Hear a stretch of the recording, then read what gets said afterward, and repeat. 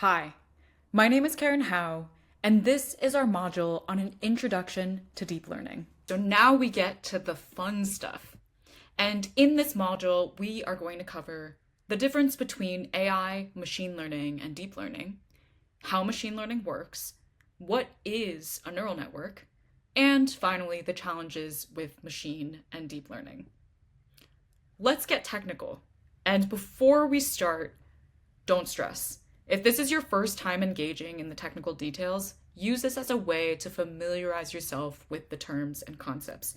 It took me a long time to really start to become fluent with these terms, and it was basically through repeated exposure that it became a more comfortable part of my vocabulary.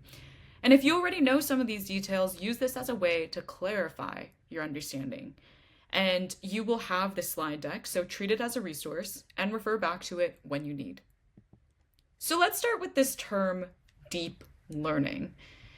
And here's a little bit more history to help contextualize where deep learning came from. When the term artificial intelligence was coined in 1956, we talked about how there were lots of different debates over the decades about what AI should look like, what techniques should be used to develop it, and ultimately what purpose it should serve. Well, in those early days, there were essentially two major camps that emerged quite quickly within the field with different theories about how to recreate intelligence in computers. They had really esoteric names, so you don't have to remember them. But if you're curious, they were called the symbolists and the connectionists. And the reason why there have been so many different theories and why there were these two separate theories about how to recreate intelligence is because to this day we actually have no central theory about what human intelligence is. So these different camps in AI actually originated from two different theories about human intelligence. Symbolists, they believed that intelligence comes from having knowledge. So if you want to recreate intelligence in machines, you should build expert-based systems with databases of knowledge. And this is where rule-based systems like ELIZA came in. Or if you remember, when IBM Watson played Jeopardy in 2011, IBM Watson is a canonical example of a symbolic system, where it was essentially using an entire database of all this knowledge, and every time it was given a Jeopardy prompt, it was querying that database to figure out the Jeopardy question. Connectionists believed something different. They believed that intelligence comes from our ability as humans to learn. So to recreate our intelligence in machines, you should build machines that learn. And this is where the term machine learning comes from, and the discipline of building machine learning software, or software that can learn from data. So deep learning stems from the second tradition of machine learning. And it specifically refers to a type of machine learning that uses software called deep neural networks.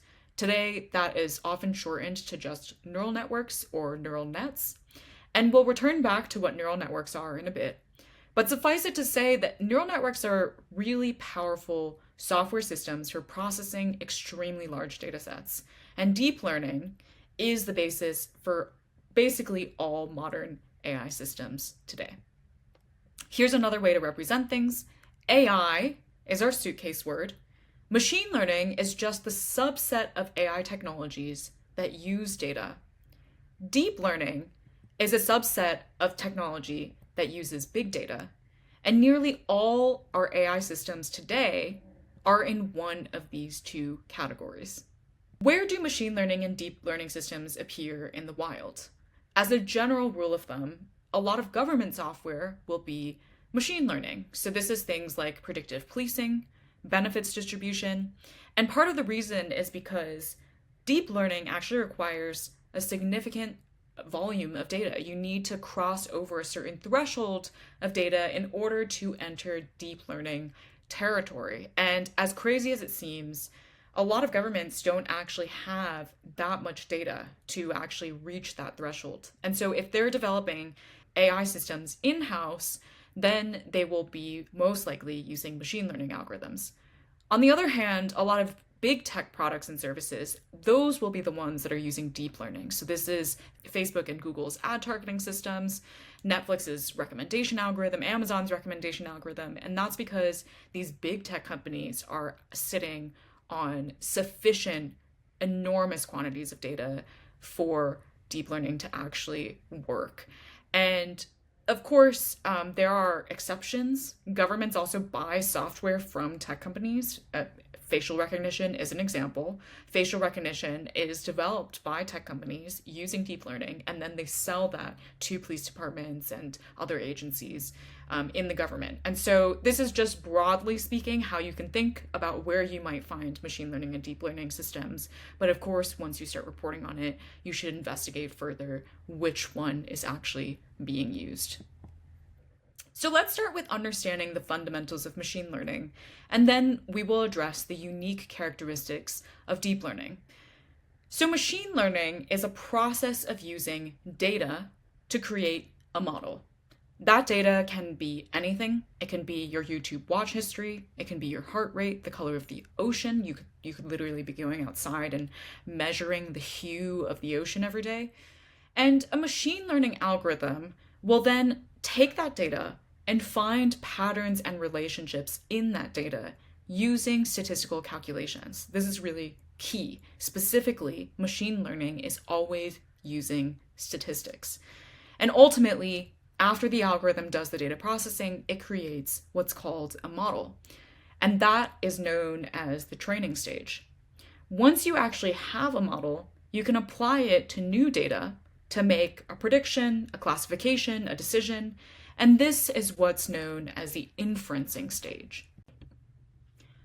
There are many different types of machine learning algorithms, and I know this slide looks a little bit overwhelming, but the main point is to show that there are a range of different techniques, and the thing to know about all of them is they're all based in statistics. And what I like to think in terms of how to categorize them is they all fall along this spectrum of less fancy statistics to more fancy statistics. And neural networks are in this category of its own using the fanciest statistics. But all other types of machine learning software can actually use very simple statistics. If you remember from high school math, linear regression, that's actually a machine learning algorithm. It is using statistics to essentially pick out linear relationships in linearly correlated data. So when AI developers decide which algorithm they want to use, they might consider a variety of factors. That might include things like what kind of data they have. Do they have tabular data? Do they have text data, image data? It also might include how much of the data they have. For example, as I mentioned, deep learning requires a certain threshold of data in order for it to work. And third, they might be considering what kind of task they're trying to perform. Is the purpose of their machine learning model ultimately to do some kind of prediction, some kind of classification, some kind of generation? And they might consider other trade-offs as well.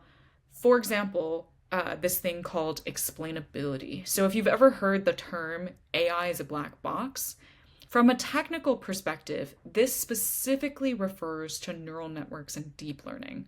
What it refers to is when neural networks train on large data sets, they are using such complex statistics that once the model has actually finished training, it is basically all of the different calculations that it's done have become illegible to humans. So when you feed something into a neural network and it spits out an answer, you can't really know how it actually got to that answer. But that is not true of all of the other types of machine learning. And it is actually pretty straightforward to figure out how the machine learning model got to its answer step by step when you pop open the hood. So here's an example of what it's like to build a machine learning model. Let's say we want to build a model to predict a tree's age based on the thickness of its trunk. We don't want to have to cut down trees in order to count the rings and determine their age. We want to just be able to measure the circumference of the tree and generally predict how old that tree might be. So first, we would want to gather some data.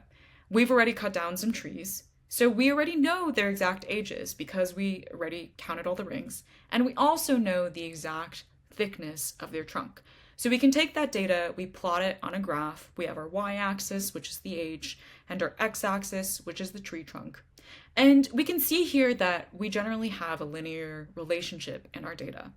So now we want to use a machine learning algorithm to train on that data, and we would opt for our linear regression algorithm to get a general sense of what that linear relationship is.